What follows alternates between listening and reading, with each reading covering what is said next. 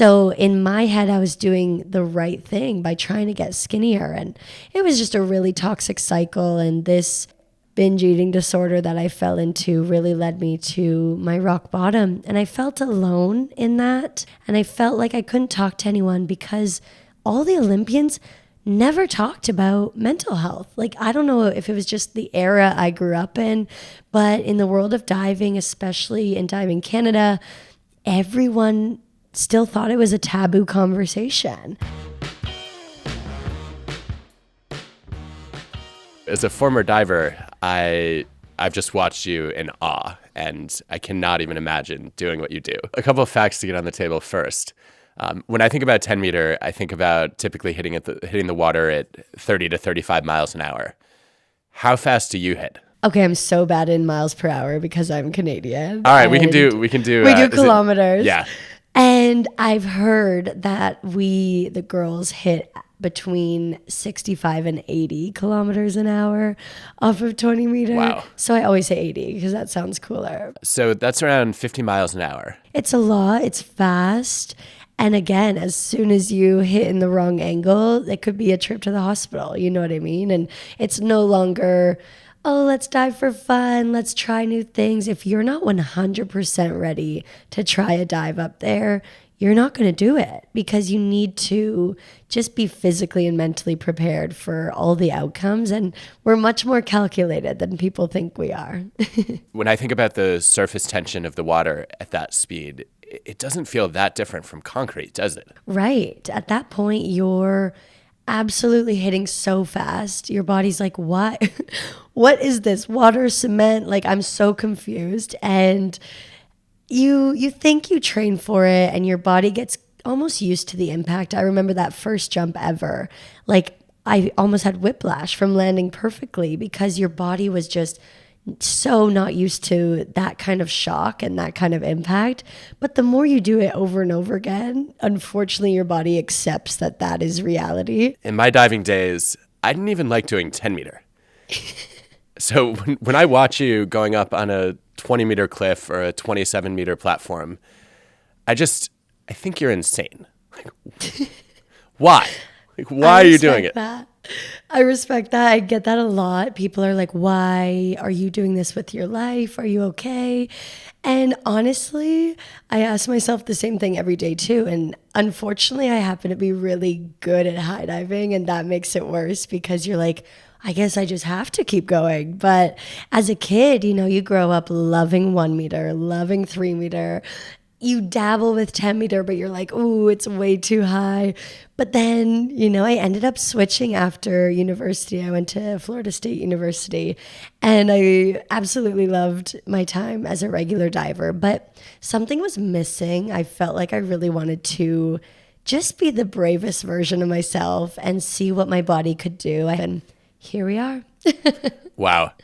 Okay, well, you've definitely become the bravest version of yourself, and a braver version of a diver than I could possibly imagine being. I was listening to you thinking, no, I loved 1 meter.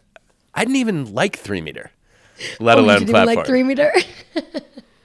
It's already too high, and it hurt too much when you smack. Plus, I felt like every dive got harder, and oh yeah, that just created more margin for error and pain.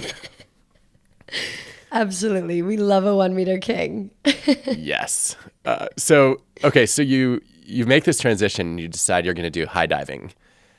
Can you walk me through the first time you did a difficult cliff dive? The thing is the fear. And I think your question just brings me back to my first ever high dive. And that was just a front jump, like a simple nothing in the air, feel the height, feel the fear. And I was up there so nervous. I had only been doing 10 meter and the following platform was 18. Like, this was a big jump. Like, that's 8 meters difference. You're so used to how long is a 10 meter? I think Tom Daly said it's a 1.6 seconds now. And 18 meters is at least 3 seconds. Like, it feels like that anyways. And so I took this jump, this leap of faith, and I was like in the air for hours. It felt like time stopped. And I was like, this is the coolest opportunity ever. And I was like, oh, but I have to brace for impact. Like, yes, it's cool in the air, but this is going to be a lot on the body. And as soon as I hit the water, I just wanted to do it over and over again. The adrenaline is absolutely crazy, but it's addicting. It's addicting in the way that you've just done something so brave, faced fear head on, and you want to do it all over again. I don't even think I would do that without shoes. Like, I remember smacking my feet on 10 meter and thinking, like, if I went any higher, no, this is not going to work. That's the thing with high diving. If you land an inch off of vertical, you're hurting something. Even when you land vertical, you're hurting your knees, you're hurting your ankles. Like, when it's a perfect rip entry, there's absolutely still going to be stuff getting damaged. And I think that's where it gets scary, is like, okay, why am I putting my body through this? And how many more years can I do it for? And it's interesting. What was the scariest dive to learn? Ooh, I think the scariest dive for me to learn was being the first woman in the world to do a standing quad half pike. When you do a front quad half pike, you're doing, 3.5 forward somersaults, and then opening out and doing a half turn and another half somersault? Exactly. Look at you. So basically, I don't know if you've seen these events online, but Red Bull cliff diving is like the big world tour that we do. And they can kind of decide whether to make your platform big, to make it small, to make it off a rock, to make it off a cliff. And unfortunately for me, I do one of the hardest dives in the women's event with a run up. So you'll see on 10 meter, a lot of people do a little run, and that just gives them some extra momentum to make these hard dives. And I learned this dive on 20 meter with a run up. And then I get to this Red Bull event in Bosnia, and they say, oh, there's no space for a run up, Moly. And I go, I'm sorry, like, am I going to die today? And they say, today you're just going to have to either get a smaller dive or get rid of the run. And I was like, in my era where I wanted to be cool, and I was like, I guess I'm doing it without a run. I don't want to go to a smaller degree of difficulty just because you shortened your platform. And I shocked myself because I did the best dive of my life in competition. I got 2 10s from the judges, and I was like, how on earth did I make this hard dive harder and do it better than I ever have? Like, that was just, it's crazy what your body can do under so much pressure. So that was a really cool experience, but I was honestly throwing up before. Do you mean that literally?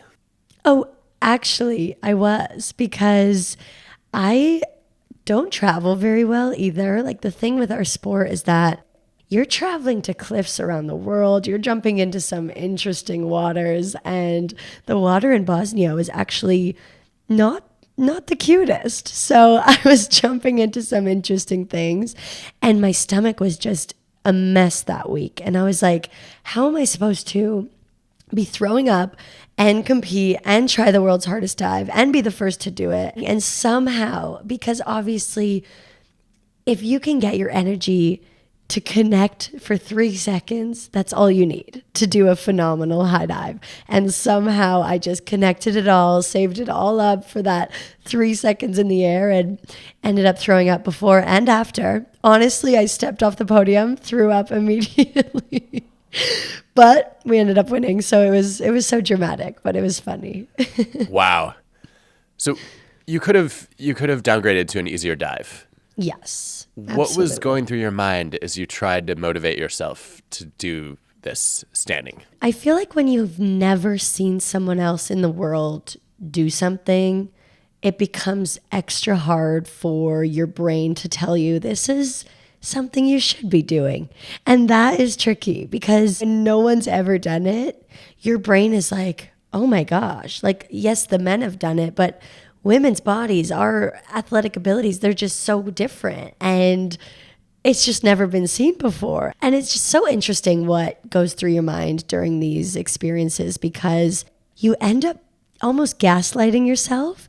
I'm so ready for this. You can do this. You've trained for this. Girl, like, just so much almost extra positivity because you need to like get rid of those negatives with too many positives to convince yourself to jump. And the feeling you get after, when I did that first one in practice and I survived, I came out like I won the lottery. I was like, I am the coolest person in the world. That's what makes it such a roller coaster, I think, is that we're dealing with life or death. Obviously, our sport is insane. We are facing fear head on, but you're also facing adrenaline and just feeling all those feelings, and the proudness you get when you do it is almost unmatched, I would say. Wow. This is the first time I've ever heard someone use the term gaslighting positively. At the end of the day, if that's what gets you off that cliff, gaslight it up, girl, because you got to tell yourself whatever you have to tell yourself to be able to do these things. And for me, the trick is gaslighting, and it's interesting. When I think about your prior diving career, like on 10 meter, you did front 3.5 pike, right? And so you can tell yourself, oh, I have an extra 10 meters to just do a half somersault with a turn. That's not much at all, is it? Well, and in your head, you're mathematically like, of course I can make this. Like, if I can make 3.5 flips on a 10 meter, I can easily make that extra half rotation. And it's difficult because you think you have so much time, but that time in the air goes by so fast. When you want more time, the water does not give it to you. Like, it is right there. It's coming for you quickly. I think I've had one bad experience on the quad half pike where I ended up hitting from my hips to my head parallel to the water. And that immediately gave me a concussion. Like, I knew in that moment, luckily I didn't knock out. Like, there was no like drowning in the water or something dramatic because the water was really warm. It was, the warmer the water is, the softer it is. We're getting technical here, but I did hit from my hips to my head parallel, and it didn't hurt as bad as it could have, but it definitely gave me a concussion right away. And those moments teach you the most, and those moments ask you, okay, for real, for the 100th time, why are you doing this? And it's almost like you can learn from your mistakes in so many other sports, but in this sport, it's like, do you really want to get back up there and do it again? And that was a tough one for me to try that one again. And yeah, you have to be kind to yourself, but you also have to check in and respect that fear should be in our sport so that you stay as safe as possible. Yeah. Well, that raises the big question of why. What motivates you to keep doing this? My why of cliff diving is a lot deeper than I thought it would be, because I did lose the joy of my sport, unfortunately, in the sport of regular diving, because I almost wanted to change who I was to fit into a mold. I think you see this a lot in the world of judge sports. You see it in figure skating, you see it in gymnastics, you see it in diving. You want to look a certain way to appear best to the judges and what you think they like. And that becomes really toxic to your own brain. And so I'm a really tall diver. I'm 5'8". And all the people winning the Olympics are 5'3". You know what I mean? Like, especially on 10 meter, these really, really short girls, because they can flip faster, they're smaller. And I found myself just struggling with, if I want to learn these bigger dives, do I have to be smaller? And obviously I couldn't shrink. So in my head, I was doing the right thing by trying to get skinnier. And it was just a really toxic cycle. And this binge eating disorder that I fell into really led me to my rock bottom. And I felt alone in that. And I felt like I couldn't talk to anyone because all the Olympians never talked about mental health. Like, I don't know if it was just the era I grew up in, but in the world of diving, especially in Diving Canada, everyone still thought it was a taboo conversation.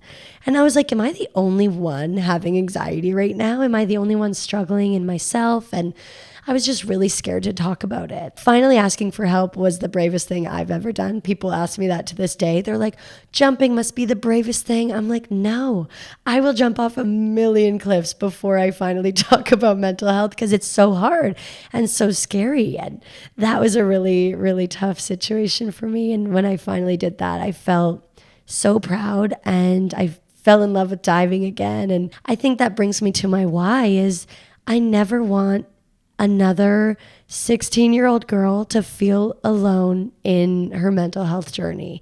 It's scary, it's vulnerable. And if I can be that small difference where people feel loved in who they are and respected for all the bodies that they bring, all the energy that they bring, then I want to be that person. Wow. So your motivation is actually less about diving than it is, I guess, instilling confidence and courage in other people. Absolutely. I didn't realize that I would be jumping for a bigger purpose than myself when I started this journey, but it was so just a positive environment when I started sharing online. You know, this is what I do. People were freaking out. Why are you jumping out of a roof? And the most common caption or comment that I saw was the word brave. And I was like, I feel like we all have this thing in common. Like, I feel like we're just this brave community. And I started just asking others to use this BraveGang hashtag to like then share their own brave stories. And this hashtag on TikTok has over 1 billion views with a B. It's shocking. And every time I click on it, I just start crying because people are just being brave for themselves. And that truly just inspires me to keep jumping for me and to just be brave for you, because it's a hard thing to do, but it's worth it in the end. Let's talk a little bit more about fear and bravery. There are cliff divers who don't think what they do is brave because at least they claim that they don't feel anxiety or fear. I think you may even date one.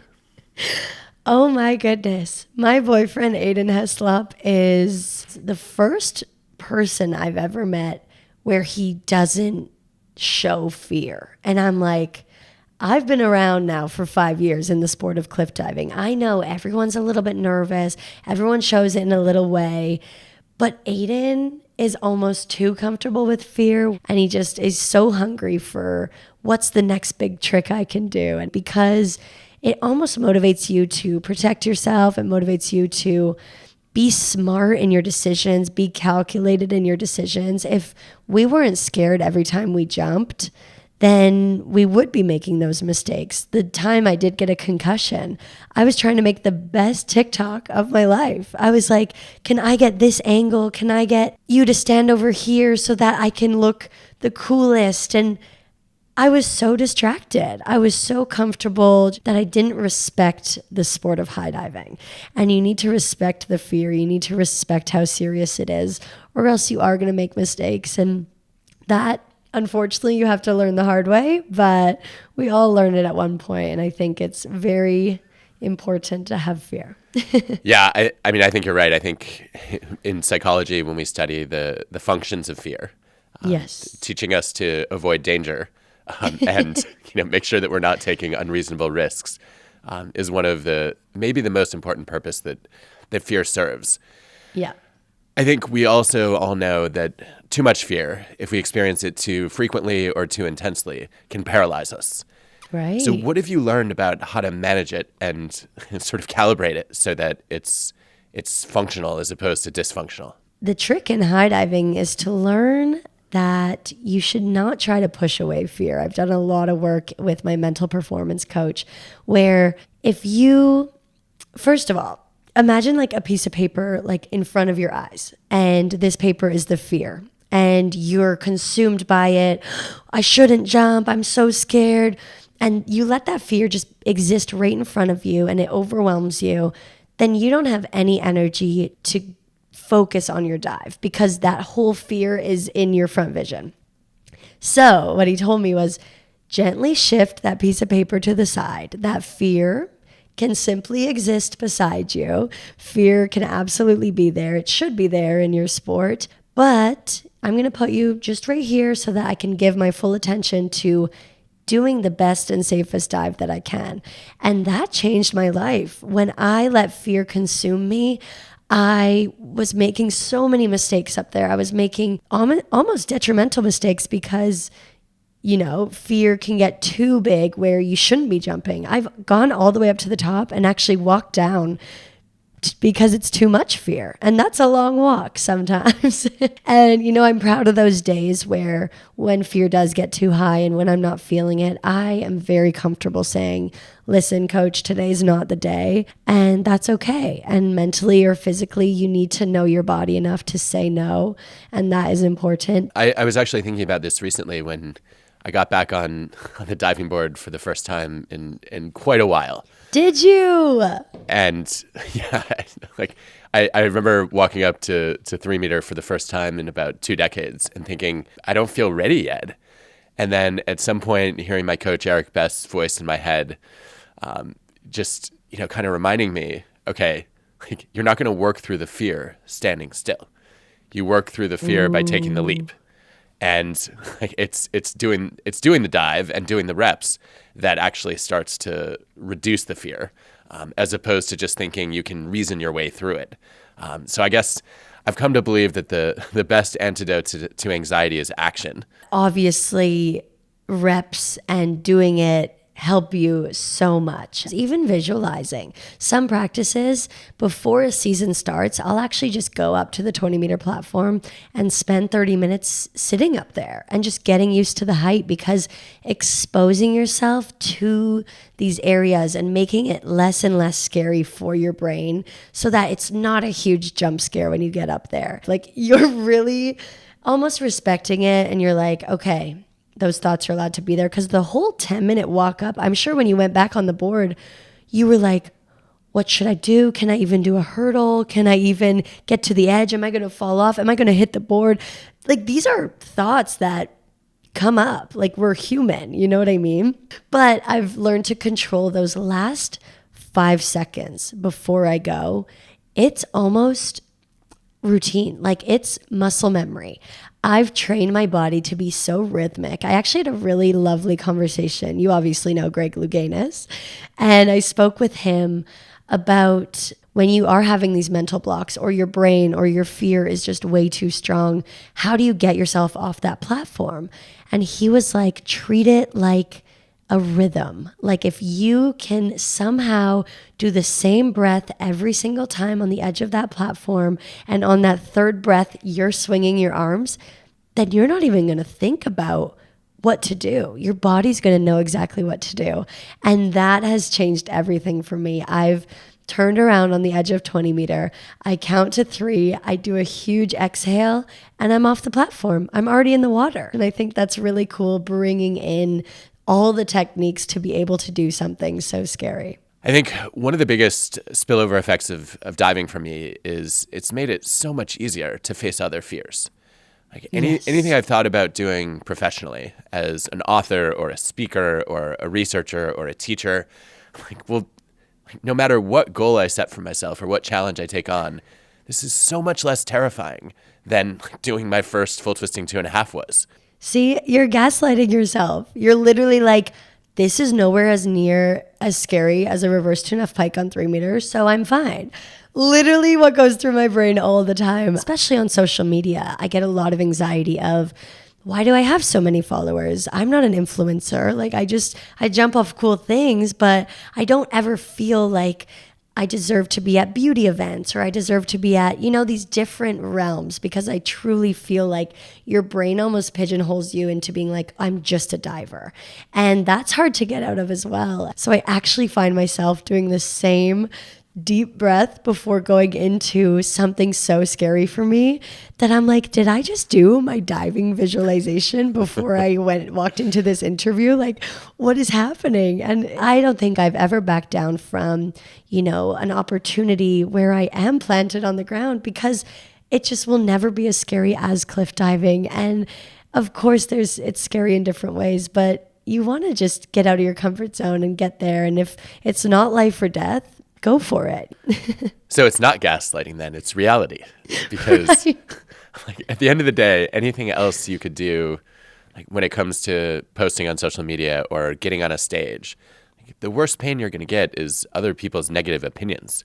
And yes. Those do not hurt nearly as much as the water when you're going as fast as you do. Okay, Molly, so you mentioned, or you alluded to at least, your Olympic trials experience in 2016. So if my memory serves me right, you'd been basically training for a decade and a half to make the Olympics, and you missed the team by one place.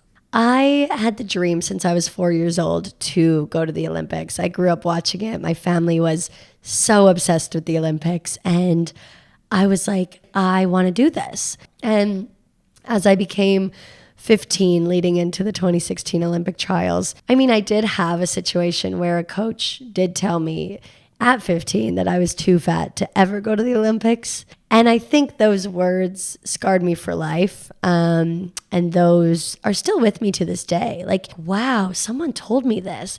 And I was in a beautiful, healthy body doing the sport that I loved. Especially in the sport of diving, you need to trust your coaches because you're doing something so scary. And it's crazy. You can be so ready for something, and your brain will tell you you're not good enough. And I think this is where my anxiety really struggled was, I was diagnosed at a really young age with generalized anxiety disorder. I think I was 10. And so when that trust got betrayed and it bled into my appearance, I really hit rock bottom. And that was the year of the 2016 Olympic trials. And that's when I started shifting. Okay, am I supposed to look a different way? Am I supposed to be smaller? And it was just a really terrible time in my life where I didn't even tell anyone that I was told that for years. And my mom and I moved to Toronto to just try to be the best I can be to make this Olympic dream come true. And that year in Toronto, I was just so anxious. Like, I was eating under 300 calories a day, trying to perform at 30 hours a week. You can't be doing that. And my body tried to tell me. My hair was falling out. My wrist, I had 2 operations because they were just so fragile. And I was just a malnourished person. Like, it was devastating. And that's why when these Olympic trials happen, and top 2 go to the Olympics, and I was 4th by a few points. You know how close points can be in diving. And a few points, and you're not going to your dream. And again, what I thought would have been devastation was so much relief, Adam. Like, I can't even explain to you. That feeling of not going to the Olympics was the first moment I was like, oh my gosh, I can breathe. I can get help. I can talk to someone. The pressure's over. You can finally almost eat something. This was a really dark time. And sorry, I did not trigger warning eating disorders. I'm sure you'll talk about that. But at the end of the day, it was just the experience I went through, and it was really, really scary. And I just know that sometimes you need to not have your dreams come true, to step out of that perspective and to know that there's so much more to life than a dream that didn't come true. Wow.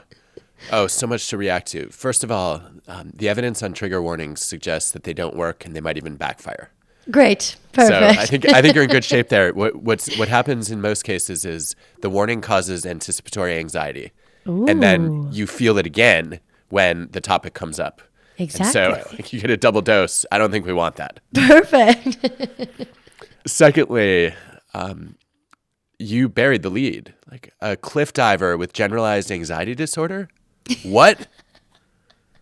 Crazy. Are you out of your mind? Absolutely. I crave my brain to shut off my entire life. And as soon as I jump, it's just me in the air for those 3 seconds, and anxiety doesn't exist. Like, it's beautiful. It's bliss. We need to get you a higher platform and a parachute then. Please. Just to extend it. I would love that. Okay, let's talk a little bit about the eating disorder challenges. I think, in addition to your acrobatic excellence, I think this is probably the other thing that my daughters admire so much about you is you've been a major force for body positivity. And I can't imagine this is easy in a sport that's so appearance-based. So how have you handled body dysmorphia in a sport where body image is so salient and so central to what you do? I think what makes judge sports worse is that you're wearing almost nothing. This does not help. If I could wear a swim or a sweatsuit and go do my job, I'd be like, oh, no one can see my body. Like, it's fine. Like, I'll do 18 flips. Like, it doesn't matter. But you're in these small bathing suits literally showing if you're bloated, everyone can see that. If you have cellulite, everyone can see that. And this haunted me for years. My genetics are cellulite everywhere. And like now I love it. I'm like, hell yeah, I jump off cliffs with cellulite. Like you can't do what I do, literally. And it took me a while to get there. But back when I thought I was the only one having cellulite and doing this sport, I'm like, am I supposed to quit because I have flaws or what we think are flaws? I've always loved diving, but I almost quit so many times because of how I looked. And that's terrible. You should never quit something you love because of how you look. And I think that is something I really want to drive home is, how can I make that difference? And it really comes with videos of, guys, I have so much cellulite, but I'm going to jump anyways. It's just a really, really tough topic to talk about. And I still get nervous posting those because, of course, there's haters everywhere and online people behind their screens typing, oh, are you pregnant? I'm like, no, I'm not pregnant. And people are literally, that's bad for the baby. You shouldn't do this. I'm like, guys, I'm literally not pregnant. Like, this is me. And now I can laugh about it. But if 16-year-old Moly had social media and got a comment, are you pregnant? Game over. I'm quitting the sport. You know what I mean? And so changing that narrative is so important to me. And I think we're trying our best to do the best job I could do. But it's been very powerful to watch you do it. And as a role model, sharing your mental health struggles makes it easier for other people to face theirs. I think it can also be a burden. Mm-hmm. How do you deal with that?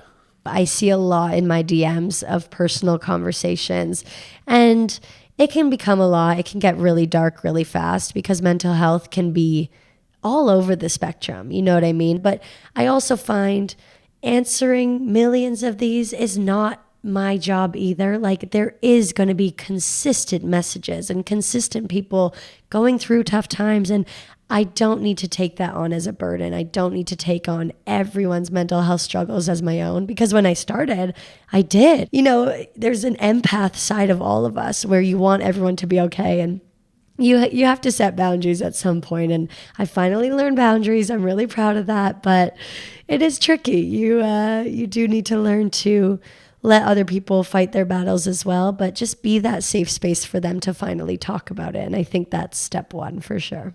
Well, in creating BraveGang, I think you've done that for millions of people. I'm curious about how BraveGang has affected you. BraveGang is my little safe space, my little community of joy where you can be anyone and everyone. You can be yourself and be so loved. And that has literally given me so much confidence to do what I do. Again, I could have easily relapsed and fallen into, I'm representing Team Canada all over again. I'm going to let people down.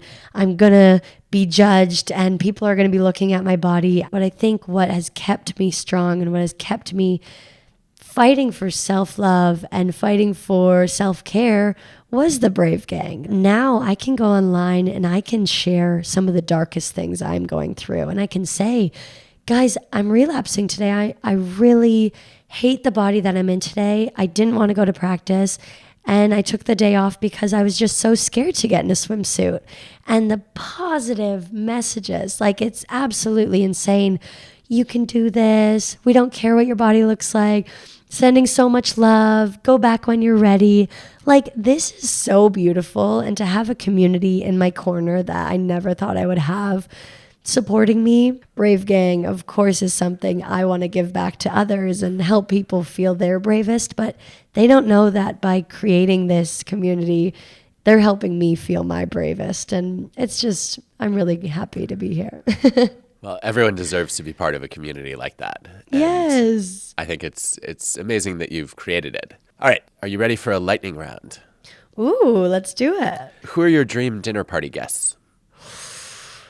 Oh my gosh. I feel like Tom Daly and Greg Louganis. I would have a great chat with them. What is the worst advice that you hear people give about dealing with fear and anxiety?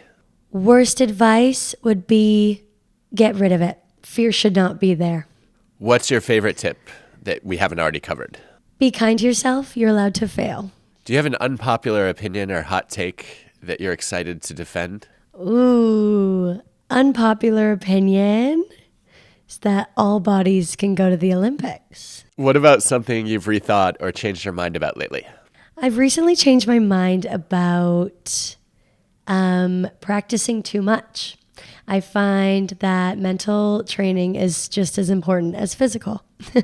And then what's a question you have for me? Do you know why divers chase that feeling of fear almost? Well, I think your answer to that was a different one than I've ever heard before, which is that it quiets your mind. Yes. It never occurred to me because a dive is so short that you would chase that 3-second sort of escape. I think for me, the appeal, and I see this in a lot of the research actually, is the idea of facing a challenge and overcoming it. So it's not actually the fear that I'm seeking. It's the seeing a huge obstacle in front of me and wanting to clear it, and experiencing then a sense of personal growth and pride. That for me is a big motivator. I love that. All right, last question for you. My understanding is that you got into diving when you were a kid because you wanted to fly. There was just something in me that I wanted to soar. I wanted to do something so cool and jump off something so high and feel proud of myself. And it brings me back to I was carefree when I was 8 years old trying these 10-meter jumps. And I didn't care what other people thought. I was doing it for me. And that's what I keep trying to get back to, is that feeling of freedom and just me in the air, no toxic thoughts, no worries about what other people think, and just soaring for you because you love it. So definitely wanted to fly since I was little. Oh, I love that. Well, I definitely have some choice words for that coach who said such a horrible thing to you. I feel like you've kind of shown him. Oh, yeah. I think this conversation with Moly is such a powerful reminder that confidence doesn't always come from believing in yourself today. It often stems from recalling the obstacles you overcame yesterday. A history of resilience can silence self-doubt. Challenges conquered are clues to hidden strengths, and past progress is proof of future potential.